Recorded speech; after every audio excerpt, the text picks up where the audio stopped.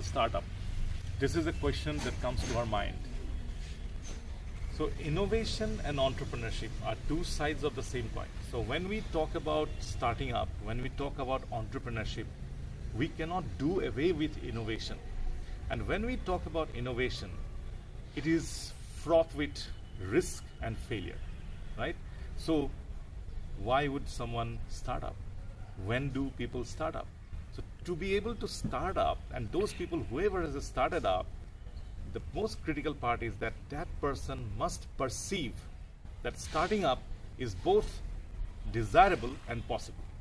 So there are many factors, which determine whether I will perceive that starting up is both desirable and possible.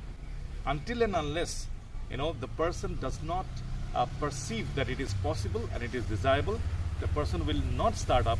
Doesn't matter how many ideas he or she has, right? Many times we come across people that I got an idea, I got this idea, and there's a saying that there is only one beautiful baby in the world and every mother has it. Ideas are like that. When we get an idea, we believe that this idea is the best. This idea is going to change the world, right? But then how many times we find people going and actually, launching a business out of that idea, creating a new venture?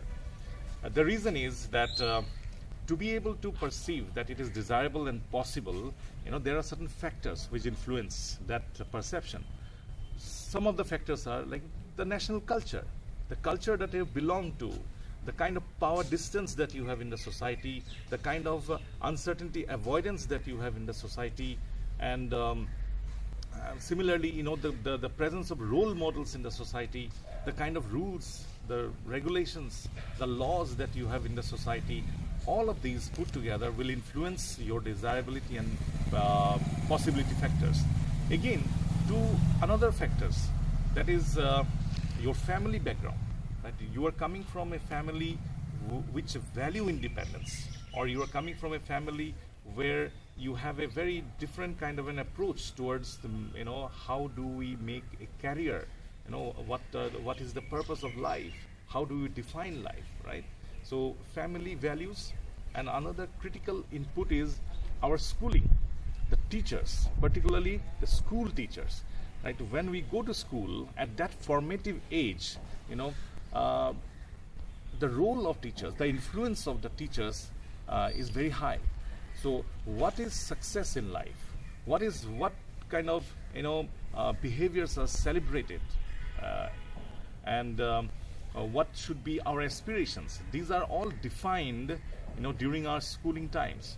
So studies have revealed that the influence of school teachers, our peers, what kind of classmates, what kind of friends we have, then our subculture, our family, and our national culture, they influence whether it is desirable for me to start up.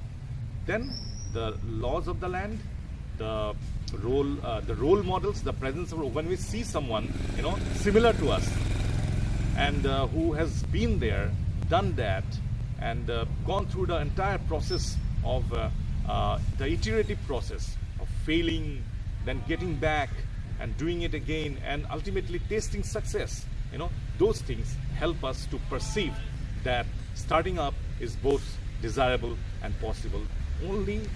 Only then people do start up.